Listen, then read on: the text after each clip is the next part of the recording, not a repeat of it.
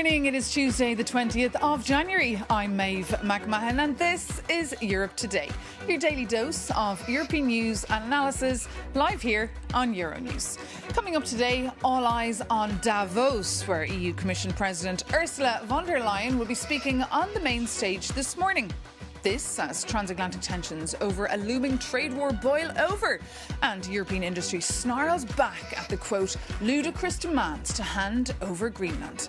Meanwhile, President Trump, who was inaugurated this very day last year, has linked his threat to annex Greenland to his failure to win this year's Nobel Peace Prize. To make sense of all this, I'm joined here in the studio by Stefan Kobe, Euronews' US politics expert. Good morning, Stefan. Good morning, Maeve. So look, all eyes on Davos today, of course. We're going to see Ursula von der Leyen taking the stage today and President Donald Trump taking the stage tomorrow. So lots of opportunities there for the Europeans and the Americans to meet and smooth things over Greenland and, of course, trade tensions. Will they, do you think? Well, that's the $1 million question or $5 million question or whatever. The transatlantic relations have never been so bad. They deteriorated under Trump because Trump doesn't care about Europe. He despises Europe. I don't know for what reason, maybe it's family history or something. He hates Europe and he is ready to fight Europeans, his own or America's very own allies, fight the Europeans rather than America's adversaries around the world, like Russia, like China, or some rogue regimes in North Korea, etc. And he's furious as well about the Nobel Peace Prize. We heard about these text messages between himself as well and the Norwegian Prime Minister. Now, that's a particular obsession that makes everybody wonder what's really going on in the White House. He sent a letter to the Norwegian Prime Minister saying that because I didn't get the Nobel Prize, I'm now not dealing in peace anymore. I'm now concentrating on what's good for America. Like this would not be peace. The Norwegians, of course, said, "Well, you're talking to the wrong person here. We have nothing to do with the Nobel Committee. That's a different organization, different institutions. The Norwegian government has nothing to do with it." And I wonder, and this is over Greenland, which belongs to Denmark and not Norway. And I wonder, why is there nobody in the White House who would tell the president, "Look, you cannot go after the Norwegian government because, as I said, they have nothing to do with it." And meanwhile, what's keeping Europeans up at night this week, of course, Stefan, is the looming trade war. There's an emergency ambassadors meeting later in the week. We're having the EU leaders gathering here this Thursday, and we can actually head over now to Davos, to the World Economic Forum, where Euronews' EU editor, Maria Tadeo, is standing by for us. Good morning, Maria. Lovely to see you with us. Now, as I'm saying here, the Europeans and the Americans will have the opportunity to meet in Davos. Will they be able to smooth over these tensions, in your opinion? Well, Maeve, at this point, it really... Well, we've got a beautiful shot there of our Euronews EU editor there in the snowy, stunning Davos. But unfortunately, we're having some technical difficulties there with that connection. So in your humble opinion, Stefan Kobe, do the Europeans have a plan here if Donald Trump does indeed go ahead with these tariffs? I think they have a plan. And I think they're, unlike prior occasions, they are now determined to hit back. Europe is not, some small entity. We have 400 million people. This is the biggest single market in the world. We're more important than the United States.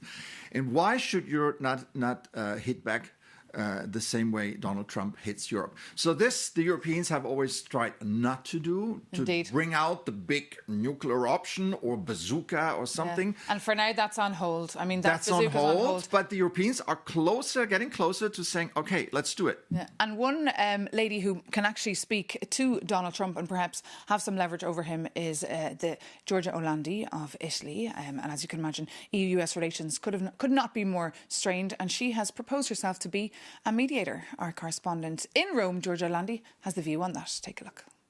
It's not the first time that Italy's Prime Minister Giorgia Meloni has played a bridge-building role between the European Union and Washington, given her political affinity with Donald Trump. Last April, she flew to Washington and met with US President to encourage dialogue between the two sides over tariffs. But this time around is different. She confirmed she directly told Trump that imposing tariffs over Greenland was, quote, a mistake. And it's the first and strongest criticism she has voiced so far. And I could also suggest, according to reports in the Italian media, that for the first time she fears the situation may take a dangerous turn. George Orlandi reporting for us there. And of course, European industry is also worried about the dangerous turn these tariffs could have on people, companies and also the global economy. Our Jakob Yanis takes a look at what exactly is at stake for us. From February, 8 European nations might face a 10% US tariff on all goods and services. The reason? They openly oppose Trump's annexation attempt of Greenland. But tariffs means less trade. Less trade means fewer jobs. And yes, that includes yours. Will you be affected? The home of Lego, Denmark, exports pharmaceuticals and wind turbines to the US. Norway is a top supplier of industrial metals used in American cars and salmon in your sushi. Sweden is not just meatballs, but a hub for vehicles and telecoms. And remember Nokia? In Finland, they don't just make phones anymore, but build 5G networks for your iPhone and export the paper for your Amazon packages. France is the global capital of luxury fashion and the aerospace parts that keep Airbus factories in Alabama running. Tariffs for Germany means higher prices for your car and in general, industrial manufacturing. The UK is a powerhouse in life sciences and Rolls-Royce jet engines on American planes. Finally, there is the Netherlands, with their critical link in the global semiconductor supply chain. But you see, this isn't just their problem. Our European single market is a chain. A Polish factory supplies parts to German cars. A Spanish firm powers French tech. European diplomats are trying now to talk Trump down. But if that fails, Brussels has the anti-coercion instrument that can freeze vital parts of the EU-US trade. It will hurt both sides.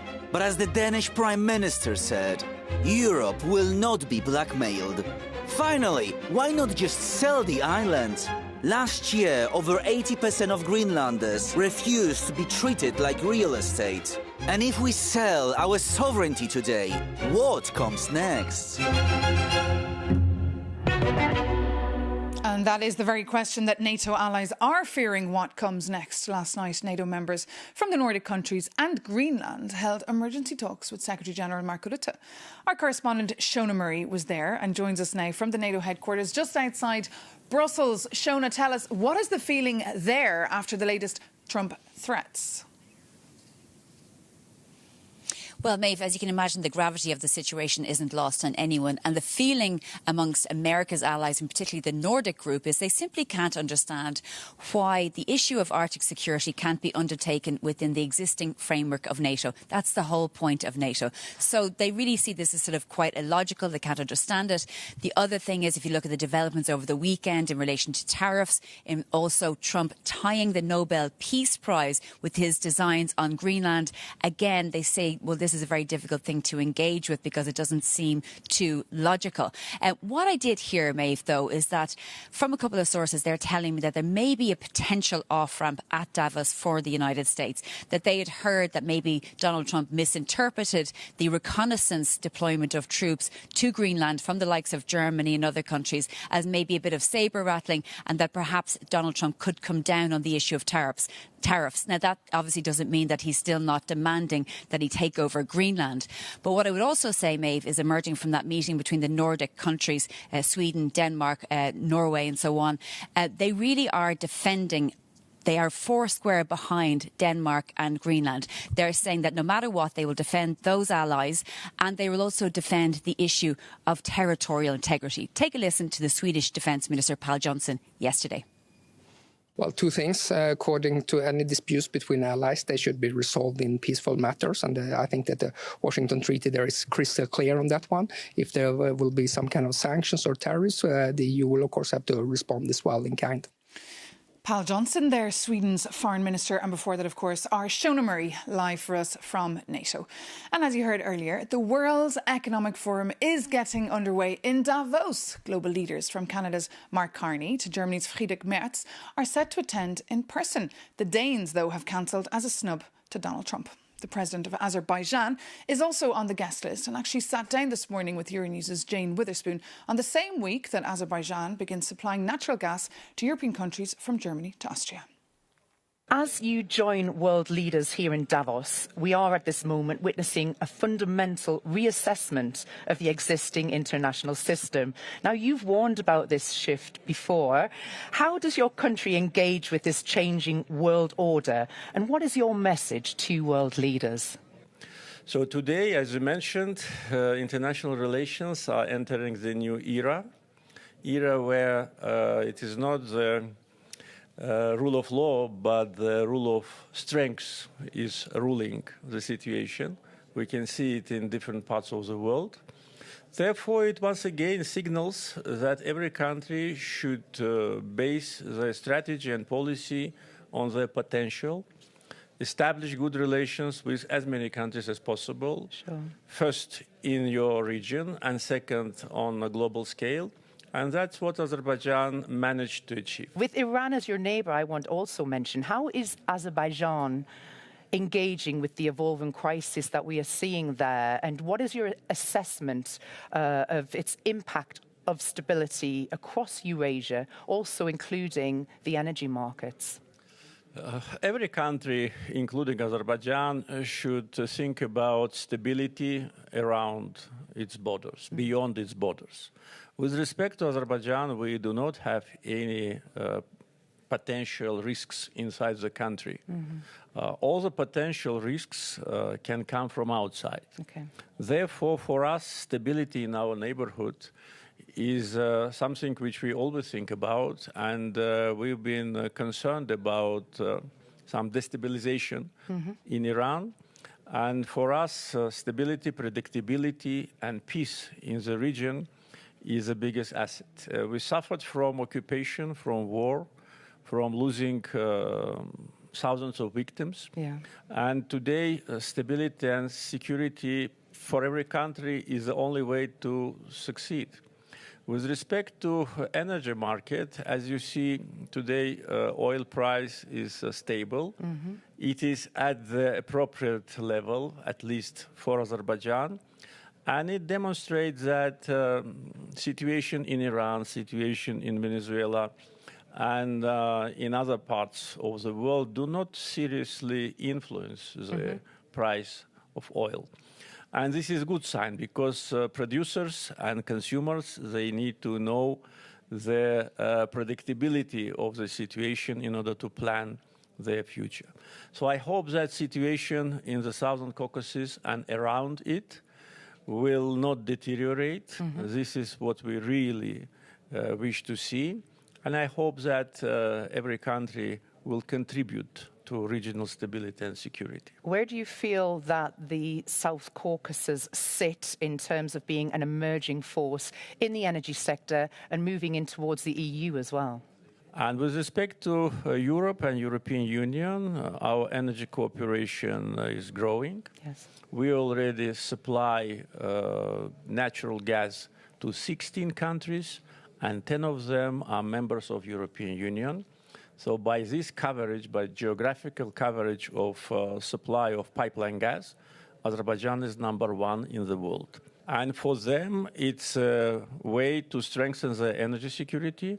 For us, it's an opportunity to sell our resources on the premium market.